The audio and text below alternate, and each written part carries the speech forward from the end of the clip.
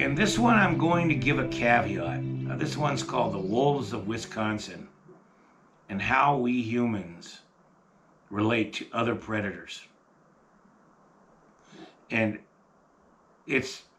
I admit, I'm going to vent a little on this, Tim Talk. So I'm giving you a warning. You might just have to put up with me venting. But think of my venting as helping you to learn to vent too, or to be appropriate with your venting. Because we all need to release at times. Right now, we are in a time in human history where we are at the defining moment of the human-earth relationship and where it's going to go. And we're either going to grow into the beautiful earth caretakers that we were meant to be and care for this earth and heal it and go forward into the future for all life on earth, including our own families and our children and the grandchildren and the children from them and them and them into the future. Or we're going to go into a very shadowy future that's not going to be good for anybody or anything. And the other day I heard of an incident now that just really angered me. I grew up loving wolves. They're just the most beautiful animals. And in so many ways, they're similar to humans. They have deep, deep family relationships. They're young or everything. They're dynamic predators that rule their territories where they live. They're incredibly beautiful and deep beings. I mean, let's face it, folks. How many of us love dogs? Dogs came from wolves. They're related. Dogs came from wolves. So that's how close they are. Dogs have been with us since so far back, I don't even know when it all began.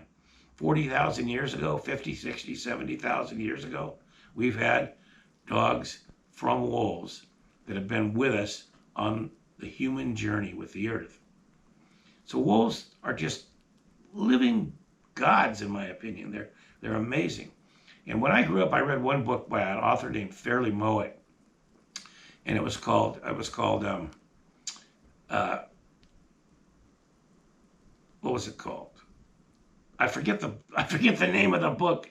It was by Fairleigh Mowat, and it was about this guy who went and lived with wild wolves. In fact, the guy was Fairleigh Mowat. It's been a while, folks. And he studied them. It was called Never Cry Wolf. Thank you for your patience. Never Cry Wolf. And he hung out with them. They got to know him. He moved into their territory and befriended them. They didn't eat him. They didn't kill him. In fact, I don't even think there's been a known wolf attack anywhere in the world going back hundreds, if not thousands of years. It's so rare. It's almost unheard of. Wolves tend to want to leave us alone because we're bad news for them often. So I really got into wolves from that Fairleigh Mowat book, Never Cry Wolf. And I started to pay attention to them and their plight.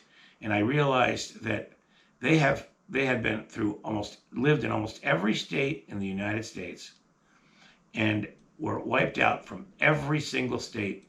And the only place left in the United States was some of the Great Lakes region and maybe way up in northern Montana. There were a few wolves left. They were even wiped out of Yellowstone National Park, a national park, down to the last one. And then back in the early 90s, some researchers said, enough of this. And they captured some wolves in Canada, which still has a healthy wolf population. But they definitely have their own issues around the killing of wolves. And they brought those wolves they captured down into Yellowstone and released them and brought them back. And now Yellowstone has 5-6 packs of wolves that are so healthy, and they've saved the Yellowstone environment by bringing the elk population and the deer population and the moose population back into the place it needs to be so vegetation can grow around the creeks and the rivers. And the moose, the population is healthier than ever now, as well as the bison. It's a beautiful thing. It's something we were able to right or wrong. We wiped out wolves systematically. We poisoned them. We trapped them. We shot them. And now we brought them back. And then wolves started to come back in the 90s, all the way from Canada down into the Great Lakes into Wisconsin, northern Washington, Montana on their own. And there's even been wolves down all the way down through Oregon and California. One named OR7 was tagged in northeastern Oregon, and he took off to find a mate. And because he was tagged, he was radio collared also. They followed him all the way down past our land in Shasta, all the way down to the wilds of Mount Lassen National Park, and back up into southern Oregon, where he found a mate and started a family of wolves. What a remarkable story. And then one day I turned on the news the other day. 213 wolves murdered in the northern part of Wisconsin in 3 days. The Fish and Game Department there, I guess Donald Trump took the wolves off the endangered species list. Sadly, nothing surprising there. So they weren't protected. And they were going to have a wolf hunt. And they knew that Biden would reenact the Endangered Species Act. So they moved the hunt up early. And they let these people hunt them. And in 3 days, 213 wolves were trapped, shot, and killed. And many of them were pregnant females or females with babies in dens that starved. And this happened, I tell you folks, 3 days. 3 days. It was a massacre. Even the Fish and Game in Wisconsin had to call a stop to it. And the damage is done. That was probably a quarter of the wolf population in that state. Now, what saddens me, that wasn't just somebody going out and hunting a wolf or a cattle rancher protecting his cows from a wolf, and that kind of a thing. That was just crazy people with guns going into the woods, rampaging and killing and killing and killing and killing. It makes me sick. Shame on you, Wisconsin.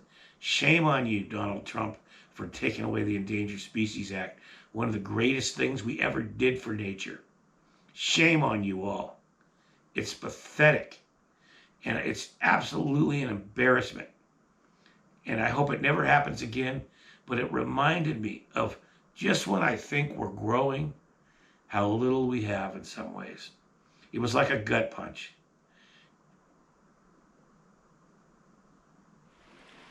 And so I had to stop and look. What am I going to do? And I decided I'm just going to dig deeper and fight harder for the wolves and for the planet. There's nothing more I can do. But fully realizing that I'm surrounded by people who could care less. And I go back to what we've talked about on many Tim Talks. It's always been just 5-10% of the people move the rest. I have to be that 5% of the good, working for the good. I have to be. But I want to make this known, what happened there. And I don't want it shoved off to the side and forgotten.